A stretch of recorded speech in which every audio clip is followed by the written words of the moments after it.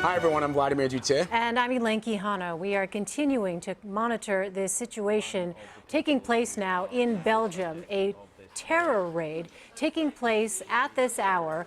We know that French President Francois Hollande has confirmed that there is, in fact, a terror operation underway. This is coming amidst a number of reports out of the region that this may be connected to the Paris attacks. Now, what we know at this moment is that at least one person is injured. We're, of course, trying to sort through this still developing story.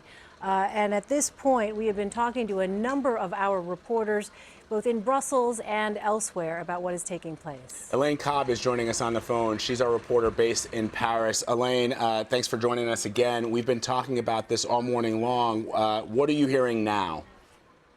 Well, several media, both in Belgium and in France, are now saying that their police sources confirm that Salah Abdeslam was the man injured in the shootout at this home in Molenbeek today, just now, and that he has been arrested. And they said there is still another man in sight. Now, these are media reports quoting their sources. We haven't been able to confirm that, but they are coming from several places. And we do know that Salah Abdeslam's fingerprints and DNA were found by police in the house in Forest that they raided, in the house in that Brussels suburb that was raided on Tuesday, and that they were then tracking him, believing him to be still in the Brussels region. So it's looking like the earlier reports that it was indeed Salah Abdeslam, the last of the attackers from the attacks in November in Paris, may indeed have been arrested in Brussels. Still to be confirmed, though. Elaine, remind our viewers who might just be joining us about what it is authorities believe Abdeslam's role was on the night of the Paris terror attacks. Well, Salah Abdeslam is believed to have been the man who drove the stadium attackers to the Stade de France, north of Paris, where there was a friendly soccer game on between France and Germany, where President Hollande was in attendance, and he dropped them off there. He was supposed to, we're not sure whether he was supposed to rejoin another team as one of the others had done, but he was next recognized having traveled the following morning, Saturday morning, early up to Belgium. He went through checks there because his name had not yet been flagged. His face was not yet on a wanted poster, and so he just managed to go through security, having called friends to get him out of Paris. Now, an explosives vest was also found in a southern suburb near the metro line that goes up to the Stade de France, which led some to speculate that perhaps he decided not to wear the vest, that perhaps he didn't want to join the rest of them in a suicide mission. But we also know that Abdelhamid Abaoud, the mastermind behind it all, did also walk away from the attacks, and he was planning other attacks. Elaine, stand by. We want to go to CBS Radio News reporter Terry Schultz. She's joining us on the phone from Brussels. She is on her way to the scene in Molenbeek. She's actually on the metro, so to our viewers, if we lose Terry, we'll go back to Elaine. But Terry, you heard Elaine say that that it is possible that one of the people that have been captured in this raid is Salah Abdeslam. There is still another person that has not been captured that is holed up in one of these apartment buildings there in Molenbeek. Again, his role is going to be looked at very, very closely because, as Elaine pointed out, he is the one who rented the car. He's the one who escorted some of those attackers, not only to the Stade de France, but also to the Bataclan. That's right. We do know that, and we do know that he came back to Brussels because there were his ID was actually checked at checkpoints that were set up belatedly. They just didn't have his name, and he was traveling back with two friends who actually drove to Paris to pick him up after he called them after the attack. So they drove over, picked him up, drove him back to Brussels, and dropped him off, they say. They've since been since been picked up and they're now under arrest here in Brussels. What we don't know is where he went after that. There were, in the days just after the attacks, there were, reports from friends who said they saw him, and, apparently he actually tried to talk to an attorney about representing him. That attorney wouldn't actually confirm the story. But, there were sort of tabloid reports about where he might be. We saw pictures he might be dressed as a woman, hanging out even in bars. So it's certainly, it's unclear what he did after that, unless we now have tracked him down back to Molenbeek, back to his home neighborhood. And sorry, Elaine. No, Molenbeek, Terry, for our viewers who are just joining us, and I know that more and more people are going to be joining us as the news starts to become more widespread. This is an area, as you spoke to us in our last hour, that has sent Belgium, the country, has sent more foreign fighters to fight in the Middle East than any other country per capita in the EU. And this young man was born in Belgium. He was raised in Molenbeek. He's of Moroccan descent. What else do we know about him? Well, that's right. He's 26 years old, and he grew up. People think for a Brussels suburb, it's not so unusual of an upbringing. In fact, Salah Abdeslam's brother lives a few steps from the city council, the headquarters of Molenbeek. You can. It's a very small town. Right after the attacks in Paris, taken in for questioning and released, determined to not have a role in the attacks. But another brother, we should point out, did kill himself in those attacks, was one of the suicide bombers, as we presume Salah Abdeslam himself was meant to be. Now, something else that happened this week that I think people will find interesting: on Tuesday, there was this shootout. Police, a joint team of French and Belgian police, were headed to another neighborhood, not Molenbeek, to check on a house that the address had come up in their investigation, and they actually expect this house to be the door, planning to enter the house. The electricity had been cut off for a while. They didn't expect anybody to be there, and in fact, they were met by a hail of gunfire from Kalashnikovs, and those are the events leading up to today. 2 gunmen got away. 1 was shot dead, and we learned more today about that man. They believe that he is one of the friends that had been traveling with Abdeslam ahead of the Paris attacks. He'd been using a false ID. He's believed to be an Algerian national, and he also was the subject of an international manhunt. So certainly police must have thought from Tuesday they were closing in on their man. All right. Terry Schultz there in Brussels. Thank you so much, Terry. We want to turn to Giuliana Parvicini. She is a reporter with EU Politico. Julia, tell us what it is that you know at this time.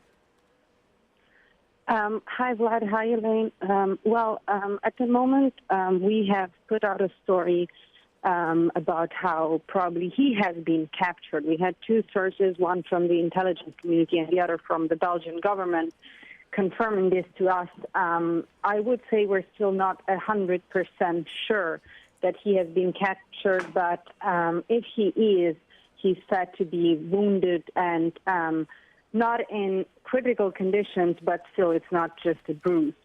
We're waiting. Molenbeek is being raided. There's police officers and special forces all over the neighborhood, and we'll be reporting. We know that the Prime Minister, Charles Michel, left the European Council today earlier because he got news that something was going on. I was told yesterday by the prosecutor's office that they were about to arrest someone. So let's see what happens next. And then the big question is going to be how was it possible that this guy has been here all this time and they weren't able to catch him? In fact, Julia, that is the question that I think is going to be on a lot of people's minds. When we were reporting from Molenbeek, we spoke to a lot of people, and a lot of people were very upset that the international media and also local media was painting Molenbeek with a very broad brush, saying that they were also themselves being terrorized by the fact that there were these people, these jihadists that were living amongst them. But I think the question is going to be, even in the wake of numerous raids, and we know as well, I know that you know this as well, that Belgian police have carried out numerous raids since November the 13th in Paris. They said 100. 100 raids during the time between November 13th and I guess today. The question is still going to be, in Molenbeek, in an area that is under so much scrutiny, for somebody like Abdeslam to come back there and be there, we don't know how long he was there, but that must mean that he has some level of comfort, he can find some level of refuge within the community. Well, I mean, this doesn't honestly surprise me because Molenbeek is a very closed community, and having reported on this story for the past several months, we've always witnessed how the press was not welcomed, and officials as well told us that he could have been in Molenbeek because it's really a place where if he's hiding there, no one is going to go to the police and say, look, there's Salah Abdeslam in my closet. So honestly, the fact that he was there, if it is him, because we still have to say if, is not at all surprising. It's his hood. I don't know. I mean, it makes sense. Julia, I just want to let our viewers know we are getting word that at 2 p.m. Eastern Time, the Belgian Prime Minister Charles Michel will be speaking along with French President Hollande. So for our viewers, we'll of course carry that and bring that to you live just as soon as that happens. But that raises the question, Julia, talk to me about the cooperation here between authorities here, because I think, as Vlad was pointing out, if in fact it turns out this was the location where Abdeslam had been able to find refuge, the question, of course, is, well, authorities there, what kind of real efforts were made? What kind of cooperation between various agencies was there? What do you know about that, Julia? I mean, I've reported about, let's say, the failures of Belgian intelligence and Belgian police to coordinate in the past, and it's a still ongoing and structural problem. In Brussels, there's more than a dozen of police agencies that are not agencies, but I say units that are completely independent, one from each other. Communication between the military intelligence, which is under the Ministry of Defense, and the civil intelligence, which is under the Ministry of Justice, is barely existent. Like, there's a concrete lack of coordination among the government. It's a highly divided government, and as we have seen, it doesn't communicate the way it should. And also, speaking to foreign intelligence, speaking to French intelligence, to Italian intelligence, they have not improved as they were supposed to in terms of bilateral communication. Like, intelligence abroad is still really, really concerned and really upset at this point about how little the Belgians have been talking to them since the attack. And in fact, Julia, when we were in Molenbeek, we spoke to the Burgermeister there in Molenbeek, and she, when I very pointedly asked her, how is it possible that there can be these jihadists living not more than 100 meters away from the office that you work in every single day? And she told me that it wasn't her responsibility, it was the responsibility of the federal police, of other agencies that were responsible for letting her know, and that generally she was kept in the dark about those things. And I think that that's what, for a lot of people who are not familiar with Belgium here in the United States, they may find sort of difficult to understand how you can have these different competing agencies where even the mayor of the town can not know what is happening right under her nose. Well, I mean, honestly, the problem is, if you think about it, in Brussels, there's not one mayor. There's many mayors. Every neighborhood has its own mayor. Molenbeek has a mayor. Forêt, where the raid happened a couple of days ago, has a mayor. So these divisions are clearly not benefiting the country, and clearly were not successful when it came to catching Europe's most wanted man at this point. I'm looking at your story online now, Julia, the one that you were referencing off the top here on the Political EU website. It's interesting. So I'm not sure if you've already spoken about this, but apparently during the shootout on Tuesday, the raid that happened, the one that you were describing, there was a name attached to the person who was killed in that shootout. But then there was also this quote that says the person was originally named as Algerian national Mohamed Belkaid, is, quote, most probably also known as Samir Bouzid, who's been on the police wanted list in connection with the Paris attacks. But the circumstances of this were that the officers, as I understand it, the people who took part in this operation, did not anticipate that there would be anyone even at this residence. Is that right? Yeah, that's right. And this is mainly due to the fact that there were no bills. So there was no electricity bill, no water bill. So they thought the house was empty. And that's why they went there with 6 agents, 2 of which were French, with no special forces at the beginning. They probably just thought, you know, that's going to be house raid number 101. But they got surprised because there were people in the apartment and they had weapons with them. The one guy who was shot had also lying next to him, according to what the prosecutor said, a Daesh flag, an ISIS flag, and a Salafi book, as authorities described it. And an ISIS flag next to him. That's what you're saying. Yeah, that's what they found in the apartment, an ISIS flag and a Salafist book. Mm-hmm.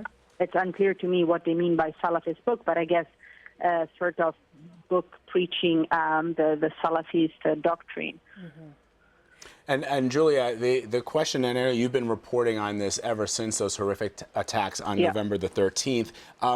What is your sense of the community there when it comes to somebody like Abdeslam hiding? And why I ask that question is, as we talked about the difficulties with the multiple police agencies competing to try and locate and try and coordinate their raids, I wonder if there is a problem in that the police just don't really have a grip on the community because, A, they don't have, this was actually confirmed in my reporting, that they don't have enough police officers who even speak Arabic in some cases for the older generation who perhaps doesn't speak.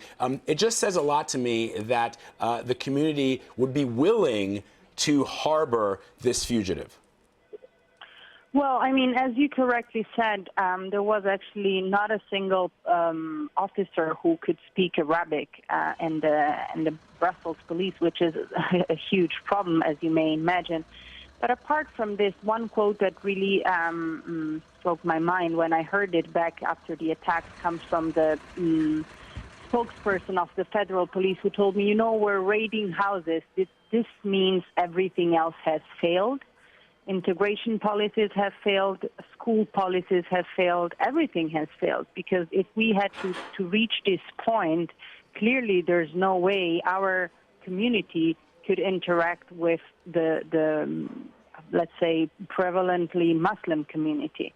And on the other hand, I would say that this is not incredibly surprising, because if you think Belgium is per se a very divided state, it has two governments, 2 official languages, 2 different identities within one very small country. So the fact that they couldn't integrate people coming from a different religion and very different countries is not that surprising to me.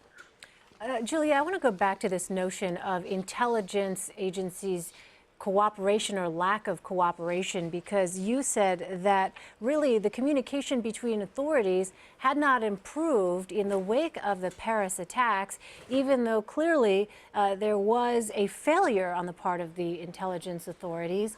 I'm wondering what kind of public pressure, if any, or what kind of explanation has been given as to why it is these intelligence gaps continue to exist. Because here in the United States, of course, there are certainly very outspoken people who will discuss anytime there is some sort of intelligence failure or perceived failure by the intelligence community to speak out. Lawmakers in Washington will do so. What had been done in the wake of the Paris attacks, and what had these various officials not been able to do? I mean, we're actually trying to reconstruct this in a more precise way now that we speak. Me and my colleague are reporting on this. What I can say from what I know so far is that probably also for fear, or because they got beaten so hard, Belgian intelligence did not communicate with other countries the way they should. I know, for example, from the Italians, I'm Italian, so I spoke to the intelligence there, and they told me since the attacks, the Belgians communicated with us once in months, they gave us very little information. And for example, when the raid happened the other day, the Italian intelligence found out from the press conference the identity of the person who got shot. And I don't know whether with the French, and I assume with the French, the cooperation and the communication, it's better, but still, there's still a lot to do. I mean, there's still a lot to do, and within the two intelligence of the countries itself, they have to change the laws. I know they've now approved this new plan, which is called Plan Canal, which refers to all the canals that are next to Molenbeek and the other neighborhoods. And they're going to hire new forces for the police who possibly are going to be able to speak Arabic, going to hire new intelligence officers. But, I mean, this has just been approved, and by the time it's going to be implemented, as we see now, it's kind of too late. They should have done it like the week after the attack.